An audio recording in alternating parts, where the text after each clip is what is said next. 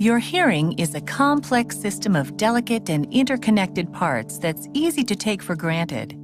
To help you better understand why hearing loss happens, you should first know how your hearing works.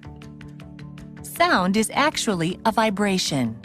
When something vibrates, like a bell, wind, or a voice, it moves the air around it. The air carries the energy of those vibrations as a sound wave. That's where your ear comes into play.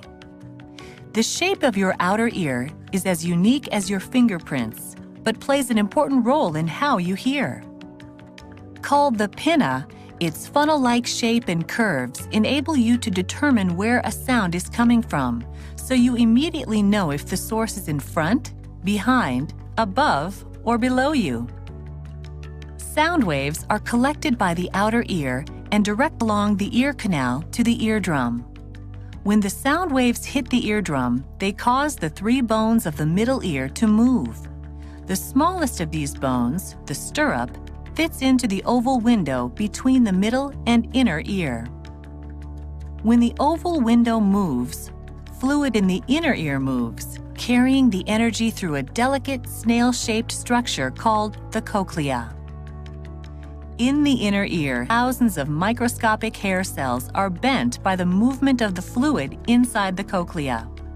When these hairs bend, it sets off nerve impulses which are passed by the auditory nerve to the hearing center of the brain.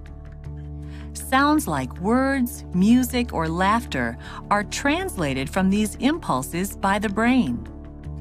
If any part of this delicate and complicated system of bones, hairs, and fluid breaks down, hearing loss frequently results.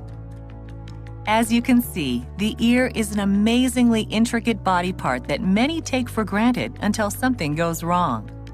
If you're interested in more details on how your ears work, talk to your hearing healthcare professional during your visit.